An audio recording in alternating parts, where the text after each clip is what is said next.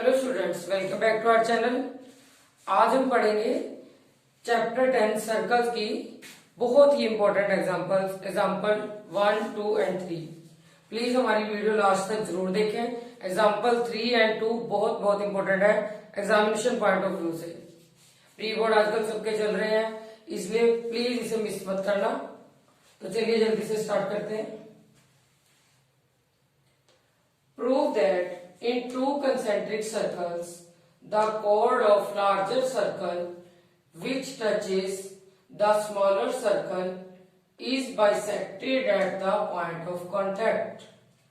तो इसके लिए हमें concentric circles पता होना चाहिए क्या है और chord पता होना चाहिए क्या है and point of contact। point of contact हमने अपनी लास्ट वीडियो में भी पढ़ा है थ्योरम में। तो देखिए अब चलिए शुरू करते हैं। कंसेंट्रिक सर्कल क्या होता है? सर्कल जिसके सेंटर सेम हो।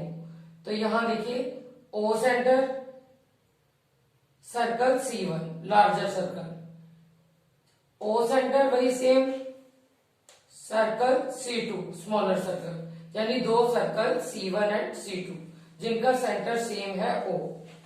तो यानी गिवन में हम क्या लिखेंगे? Two concentric circles C1 and C2, AB is chord of larger circle। अब देखो chord क्या होती है? जो सेंटर से पास नहीं करती। अगर ये सेंटर से पास करती तो क्या बन जाता? डायमीटर बन जाता। सेंटर से पास नहीं कर रही। AB क्या है? chord of larger circle C1। AB is chord of larger circle which touches the C2 at P। जो इस छोटे सर्कल को, स्मॉलर सर्कल को किस पॉइंट पे कर रही है? Touch P point. तो यानी P क्या हुआ हमारा? ये पॉइंट ऑफ कांटेक्ट। ये हमने अपनी लास्ट वीडियो में भी पढ़ा था, आप डिस्क्रिप्शन बॉक्स में देख सकते हैं। OP क्या हुई हमारी? रेडियस, सेंटर से कॉर्ड तक की जो डिस्टेंस है OP। और OP रेडियस ये क्या है? स्मॉलर सर्कल की। तो रेडियस और ये टेंजेंट, इसके बीच बना एंगल क्या होता है? 90 डिग्री। ये हमने थ्योरम 10.1 में पढ़ा। अब हमने इसमें प्रूव क्या करना है? To prove AP is equal to BP, यानी ये जो कॉर्ड है ये दो पार्ट्स में डिवाइड हो जाए। बाइसेक्ट मीनिंग टू पार्ट्स में डिवाइड होना। AP is equal to PB। Construction में हम क्या करेंगे? ज्वाइन OP, O को हमने P से ज्वाइन किया। अब प्रूफ में हमने क्या लिखना है? OP is radius and AB is tangent to C2। OP देखो छोटे सर्कल की हमारी रेडियस हुई एंड AB क्या है? टेंजेंट टू स्मॉलर सर्कल, यानी C2 की टेंजेंट हुई। अब रेडियस एंड टेंजेंट में बना एंगल वही क्या होगा? 90 डिग्री, यानी OP perpendicular to AB। Reason जरूर से जरूर हमने लिखना है। रीजन क्या है? By theorem 10.1। And AB is chord of circle C1।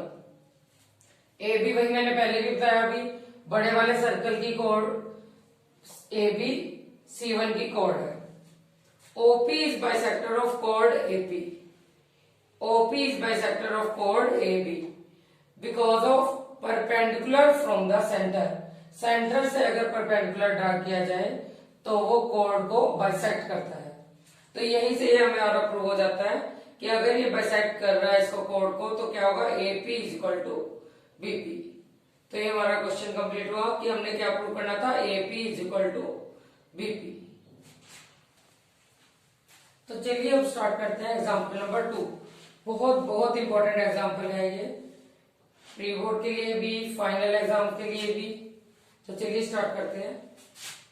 To tangents TP and TQ are drawn to a circle with center O from an external point T। Prove क्या करना है हमने? Prove that angle PTQ is equal to twice of angle OPQ, यानी जो angle है PTQ वो किसका double होगा? Angle OPQ। तो देखो गिवन क्या है हमारे पास? एक सर्कल है centre O, external point T है हमारे पास। T से एक टेंजेंट TP और दूसरी TQ, ये दोनों टेंजेंट ड्रा की गई है। टीपी एंड टी क्यू, ये गिवन। टू प्रूव यानी प्रूव क्या करना हमने, angle PT Q is equal to twice of angle OP Q. Proof, अब देखो हमने थ्योरम 10.2 में पढ़ा था कि एक ही एक्सटर्नल पॉइंट से ड्रा की गई टेंजेंट इक्वल होती है, TP is equal to T Q. तो सबसे पहले ये है TP is equal to T Q. Reason जरूर लिखना है by theorem 10.2। Angle OPT is equal to 90 degree. ये क्या है, थ्योरम 10.1 का। 10.1 में हमने यही पढ़ा था कि रेडियस और टेंजेंट के बीच हमेशा क्या एंगल बनता है, 90 डिग्री। तो यहां देखिए radius OP and tangent TP, तो रेडियस और टेंजेंट के बीच एंगल क्या बनेगा, 90 डिग्री, ये लिखा हमने। अब ये देखना हमने इतना एंगल, ये स्मॉलेस्ट ये जो एंगल बन रहा है ओ पी क्यू, इसको हमने लेट कर लिया थीटा। अब ओ पी टी एंगल किस किस से मिलकर बना, O P Q and Q P T, इन दोनों से मिलकर बना, वही हमने यहां प्रूफ में लिखना। O P Q plus Q P T is equal to 90 degree. अब इतने एंगल को हमने क्या लेट किया था, थीटा, तो theta plus Q P T is equal to 90 degree.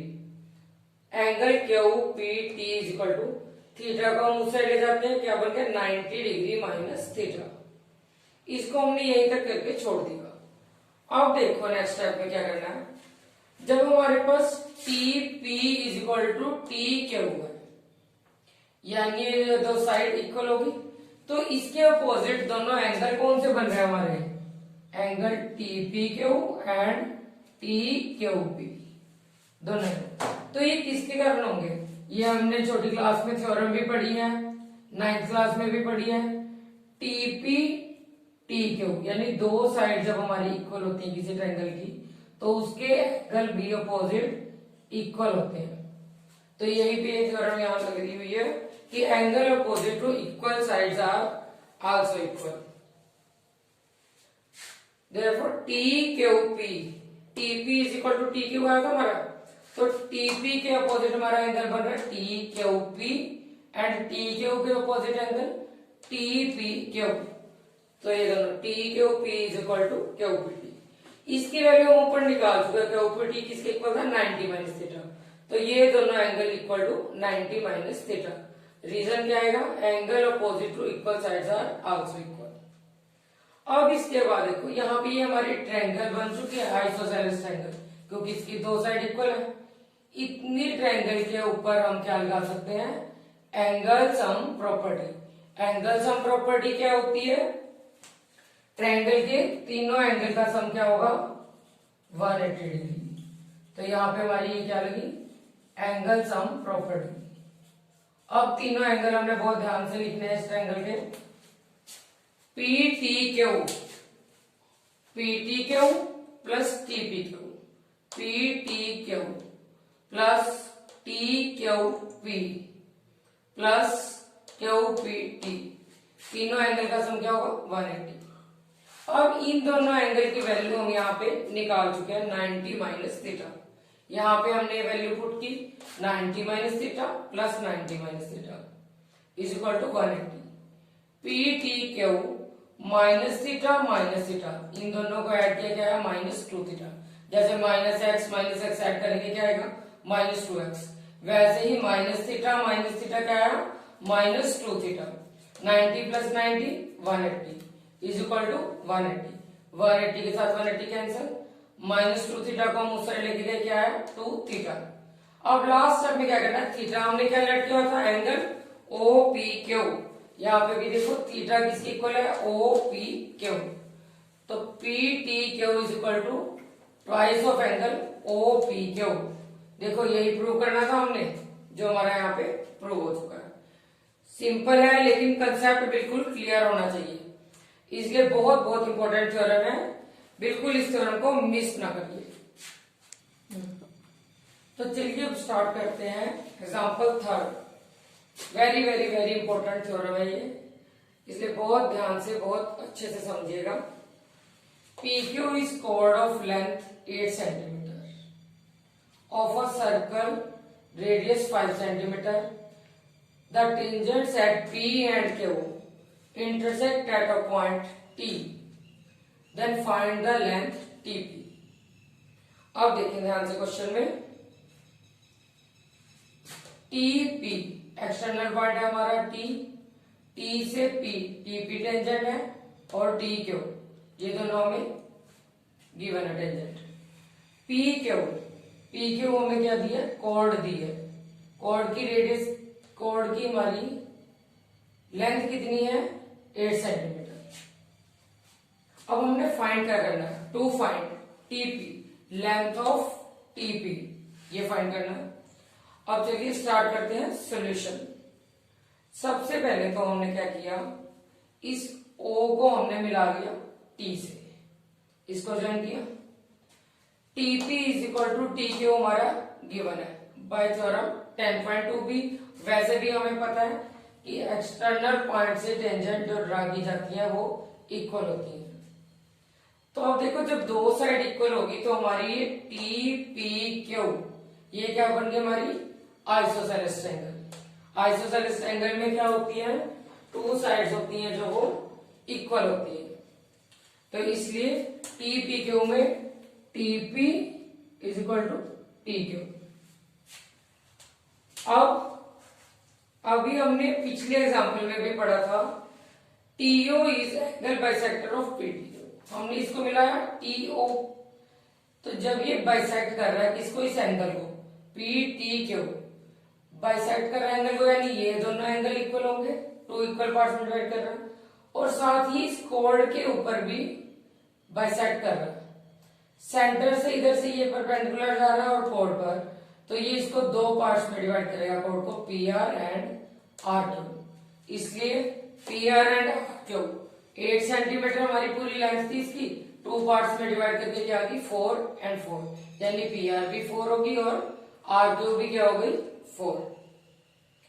अब angle TRP is equal to 90 degree. क्यों? क्योंकि यहाँ पे ये परपेंडिकुलर बाइसेक्टर है हमारा, तो TRP ये एंगल हमारा कितने डिग्री का आ गया? 90 डिग्री। यहाँ पे बाइसेक्ट कर रहा है एंगल TRP 90 डिग्री।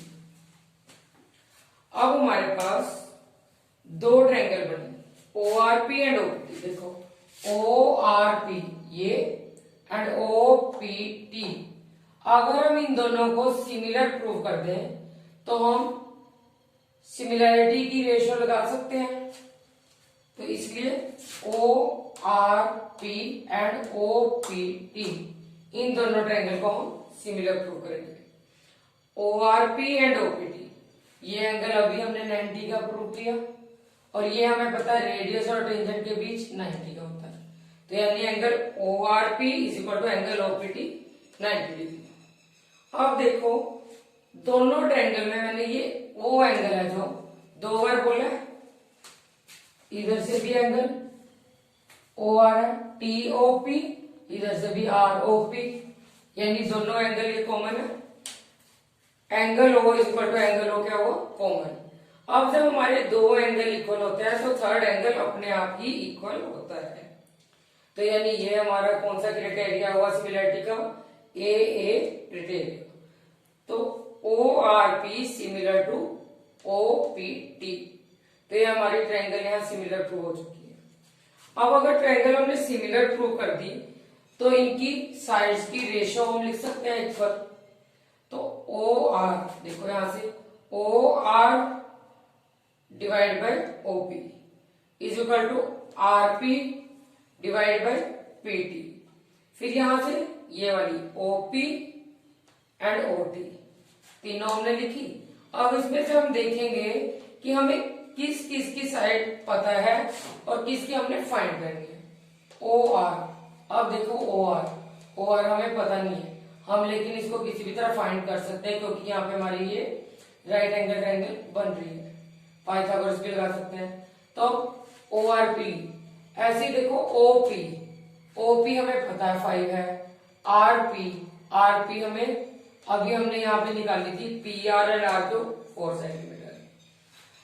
लेकिन अगर हम ओपी एंड ओटी लेंगे, देखो ओपी तो हमें पता है लेकिन ओटी हमें नहीं पता, इसलिए हमने ये वाली साइड छोड़ दी। हम ये दोनों साइड्स ले रहे हैं, O R upon OP and RP upon PT. अब इसके लिए हमें ओ आर फाइंड करना पड़ेगा, तो हम देखिए जल्दी से ये फाइंड कर लेते हैं। ट्रायंगल ओ पी आर में बाय पाइथागोरस थ्योरम तो पता ही है सबको, एच स्क्वायर यानी hypotenuse square is equal to perpendicular square plus base square, 5 square is equal to 4 square plus B square. Base यहाँ पे क्या हमारा ओ आर की हमने फाइंड करना, तो बी को मैंने रिप्लेस कर दिया ओ आर से।